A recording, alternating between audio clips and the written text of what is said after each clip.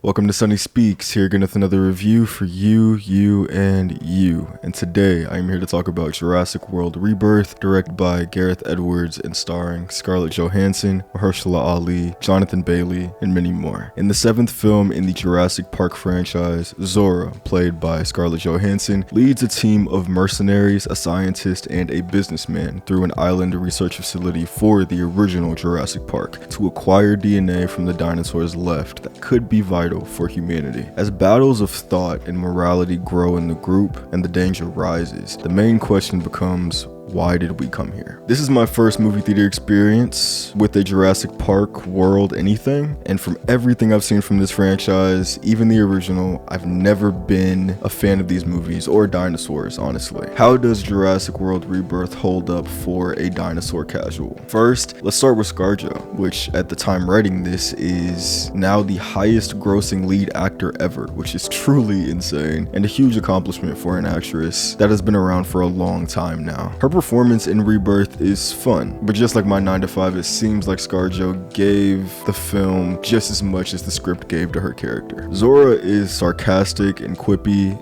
yet has a hidden silence and pain that every action adventure hero has in these movies. They use standard exposition scenes in the beginning to give you a solid idea of her character, and as the movie goes on, it's really about watching her subtleties, especially with Mahershala Ali and Jonathan Bailey during conversation, to see some of the dimensions ScarJo added to her performance. When it comes to all of the performances in this movie, the key word to me is elevation, and I think our main three leads elevate the material, not significantly, but enough to make it a fun ride. Mahershala Ali plays Duncan, the shipmaster of the crew and old friend of Zorra's. Duncan is cool. That's the best way I can describe him. He's laid back and chill, always laughing, but also has wisdom and pain that he nurses. Again, all very cliche, but putting this role in capable hands like Ali's, and we have a solid supporting character that I rooted for personally. Probably mainly because he was black, but still, a character I rooted for in this movie.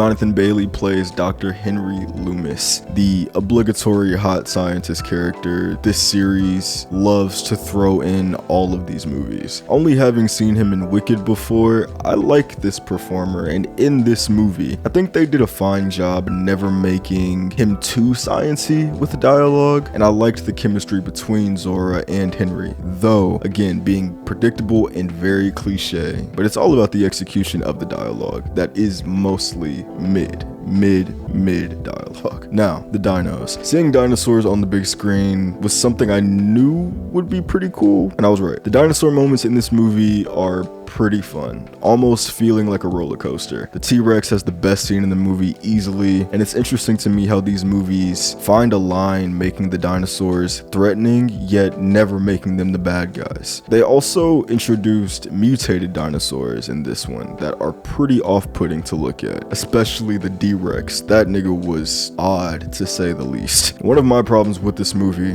and I guess the series as a whole, is the obsession with making the dinosaurs this awe-inspiring, wondrous thing to look at. Now, if I see a dinosaur outside, I might shed a tear, and the Jurassic Park music might play in my head. But every time these movies stop what's happening in the plot just to look at a dinosaur while the character's mouth is agape catching flies, it always confuses me. I understand the message in these movies and the humanitarian aspect of this. Nature is beautiful and dangerous at the same time. I get it. But especially in the context in this movie, I just find it hard to believe these moments, and I'm even confused on what I'm supposed to believe is happening internally for these characters when they are staring at a huge dinosaur with whimsy, and the back and forth of running away from a dinosaur to admiring its beauty and all that shit was tired to me. There was another important story going on in this movie with a family traveling close to the same place where Zorra and her team are traveling to. After certain circumstances transpire together, they all travel together, and though not having much to say about this family at all, or the 4 performers involved, I do think they never subtracted from the experience, and the T-Rex scene I brought up before involves only them, and the tension built I thought was solid, though having some slapstick comedy involved, which isn't my favorite. Best thing about this movie is the cinematography. Easily, I've said that a lot this year, and I've never meant it more than now. Definitely a contender for best looking movie I've seen this year. John Matheson helms the camera, and it truly is beautiful and blends the modern day visual language of a blockbuster with a almost Raiders of the Lost Ark feel, with the grain and color theory in this. It doesn't hurt also that everyone in the main cast lands either distractingly beautiful or cute on the sliding scale. Overall, I would give Jurassic World Rebirth a mostly cloudy rating. I didn't want to see this movie. I had no excitement for it, and I left being glad that I saw it anyways. This is one of those don't ask a lot of questions, get as invested as you want type of films. It doesn't ask you any hard questions, but never insults your intelligence. I would argue the movie doesn't even ask you to use your brain for real. And it did the thing I love in movies the most. It knows what it is, and once the journey is over, credits shortly follow, and I'm very thankful for that. This has been my review of Jurassic World Rebirth. If you have seen Jurassic World Rebirth, let me know what you think in the comments down below, because perspective is key.